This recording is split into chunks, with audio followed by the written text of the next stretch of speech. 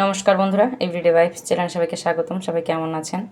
আশা করি সবাই ভালো আছেন, আর ভগবানের কৃপায় আপনাদের আশীর্বাদ দয়াতে আমিও ভালো আছি। তো আজকে বাহিরের অবস্থাটা দেখুন, একদম মেঘলা মেঘলা। এদিকে আমার যা আবার ঠাকুরের থালাবাটি নিয়ে বসেছে, আজকে বৃহস্পতিবার। তো ঠাকুরের থালাবাটি নিয়ে বসে গেছে, এগুলো সব পরিষ্কার করবে, মেজে নেবে। এগুলোকে সব তেঁতুল দিয়ে মেখে রেখেছিল, আর এখন ছাই দিয়ে বা হুইল পাউডার একসাথে মিক্স করে তারপরে ডলে নিচ্ছে, পরিষ্কার করে নিচ্ছে। কাঁসার থালাবাটি মাজতে কিন্তু অনেক কষ্ট, দাগ পড়ে গেলে সেই দাগটা উঠাইতে গেলে অনেক কষ্ট হয়। তো প্রত্যেক যে বৃহস্পতিবার দিন নামিয়ে ধোয়া হয়। আর এখানে দেখেন আম শরৎ, আমরা আম শরৎও কিনে আনছি। আর ওখানে হচ্ছে বেলপাতা, কী আর করার বলেন, শহরে থাকলে যা হয় আর কি, পাওয়া যায় না। বেলপাতাও পাওয়া যায় না, আম শরৎ তো খুব কমই পাওয়া যাবে, সেটা পাওয়া যায় না। সব কিছু কিনে আনা হয়েছে, তো এটা দিয়েই পূজা দেওয়া হয়।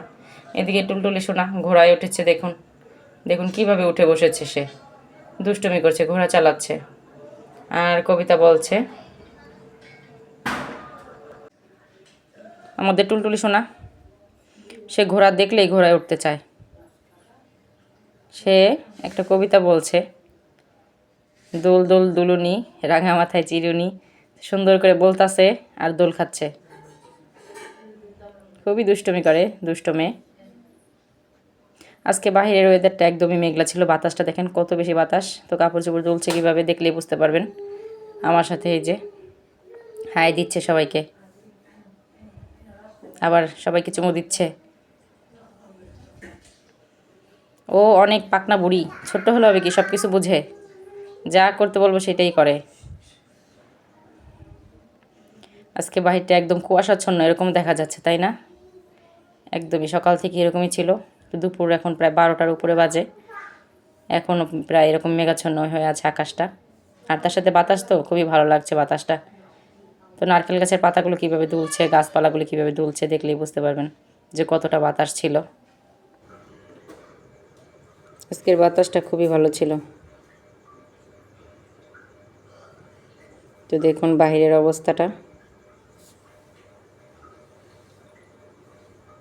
পুরো শীতকালে যেরকম মেঘলা মেঘলা হয়ে থাকে আকাশ, কুয়াশাচ্ছন্ন ওই রকম দেখতে। তো রান্না বসিয়ে দিয়ে ছাদে আসছি।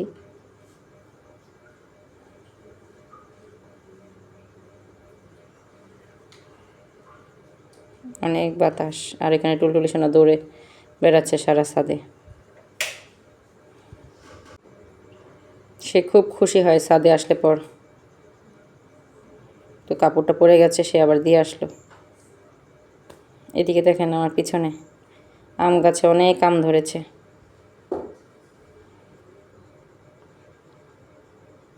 ও এখানে আবার দেখেন কি করতেছে, মাটিগুলোকে সব উপরে উঠাচ্ছে।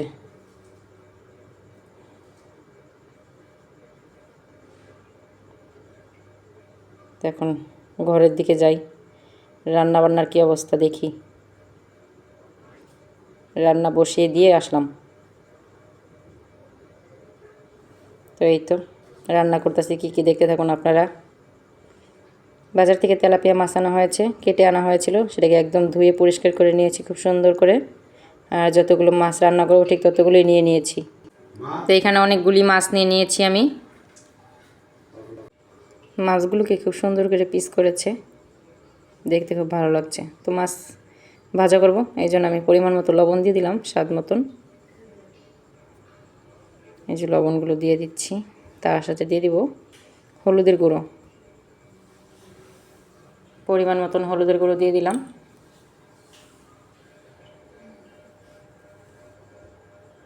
এখন মাছটাকে আমি সুন্দর করে হাতের সাহায্যে মেখে নেব।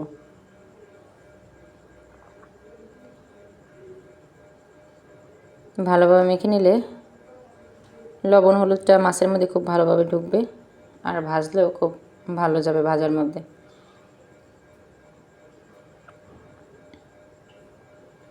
মাখা তো প্রায় হয়ে এসেছে, এইভাবে সুন্দর করে মেখে নিতে হবে। এখন ভাজা বসিয়ে দিব, তার জন্য কড়াইতে তেল দিয়ে দিয়েছি, সরিষার তেল।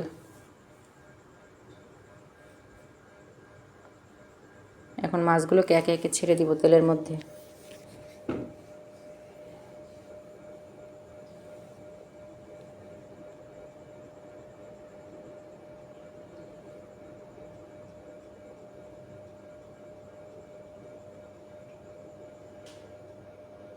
তো সব মাছগুলোকে তো ভাজা যাবে না একসাথে, তো অল্প অল্প করে মাছগুলোকে ভেজে নিতে হবে। তো এখানে যেই কয়টা ধরবে সেই কয়টাকে আমি ভেজে নিব। মাছটা ভাজা হোক।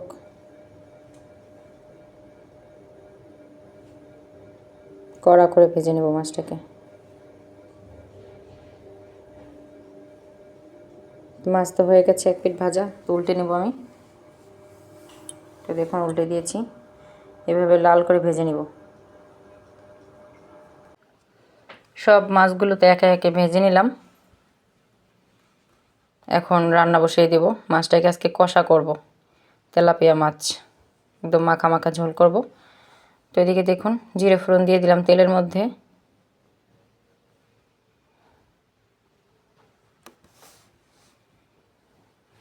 তার মধ্যে দিয়ে দেবো এখন পেঁয়াজ বাটা। পেঁয়াজটাকে বেটে নিয়েছি। পেঁয়াজটা বাটা দিলে কি হয়, মাছের ঝোলের ঘনত্বটা ভালো আসে। দিয়ে দিলাম পেঁয়াজ বাটা। পেঁয়াজটাকে সুন্দর করে ভেজে নেব তেলের মধ্যে আমি। তো সরিষার তেল দিয়ে রান্না করছি, তো যার জন্য হয়তো তেলটা একটু অন্যরকম দেখতে লাগে, কালো। তো অরিজিনাল খাঁটি সরিষার তেল। পেঁয়াজ বাটার মধ্যে দিয়ে দিব আমি জিরা বাটা পরিমাণ মতন জিরে বাটা দিয়ে দিলাম। এখন মশলাটাকে সুন্দর করে তেলের মধ্যে আমি ভেজে নেব, যেন মশলার কোনো কাঁচা গন্ধ না আসে।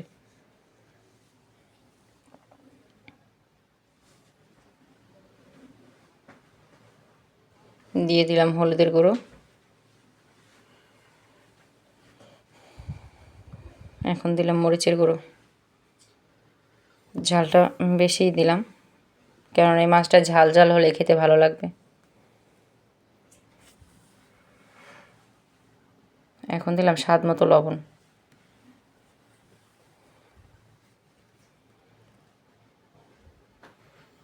তার মধ্যে সামান্য পরিমাণে জল দিয়ে দেব। জল দিয়ে মশলাটাকে সুন্দর করে আমি কষিয়ে নেব।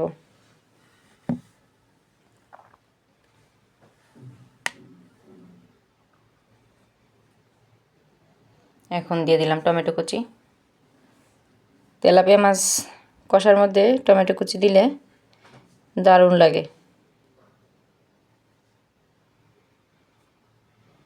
মশলাটাকে সুন্দর করে কষিয়ে নিব।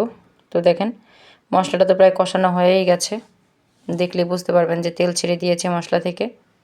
তো মশলাটা যত ভালো কষানো হবে ততই খেতে টেস্ট হবে। তো এখন ঝোলের জন্য আমি জল দিয়ে দেবো। ঝোল তো করবো না কষা, তো অল্প পরিমাণে জল দেবো, বেশি জল দিব না। তো এই যে একদম অল্প করে জল দিয়ে দিয়েছি। এখন ঝোলটা ফুটে গেলে অনেকটা টেনে যাবে, তারপর মাছগুলোকে আমি দিব। এদিকে দেখেন বাহিরের ওয়েদার আজকে, তা তো দেখালাম আমি আপনাদের। এখন বাজে প্রায় 2:30 মতন। বাহিরে এখনও ওরকমই মেঘলাই রয়ে গেছে। আকাশে দেখেন পাখিগুলো উড়ছে কীভাবে, ভালো লাগছে না দেখতে? আমার তো খুবই ভালো লাগছে। এটা হচ্ছে আমার রান্নাঘরের ভিতর থেকে দেখানো আপনাদের। পুরো গাছপালা যেন একদম নিস্তব্ধ হয়ে আছে। আর এদিকে দেখেন টিনগুলো ভিজে আছে, হালকা পাতলা বৃষ্টি হয়েছিল। তো বৃষ্টির সময় টিনের ঘরে ঘুমাতে কিন্তু দারুণ লাগে, তাই না?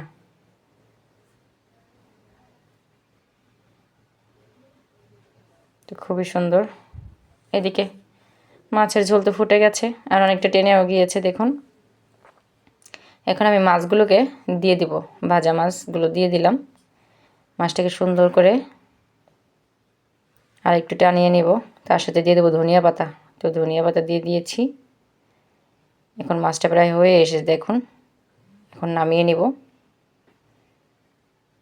নামিয়ে নিলাম তেলাপিয়া মাছ কষা। তো দেখুন, দেখলে বুঝতে পারবেন তেল বের হয়েছে মাছ থেকে।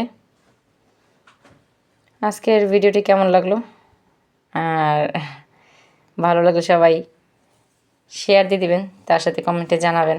আর ভিডিওটি সাবস্ক্রাইব করবেন যারা এখনও পর্যন্ত সাবস্ক্রাইব করেননি। সবাই ভালো থাকবেন, সুস্থ থাকবেন। আর আজকের মতন এই পর্যন্তই।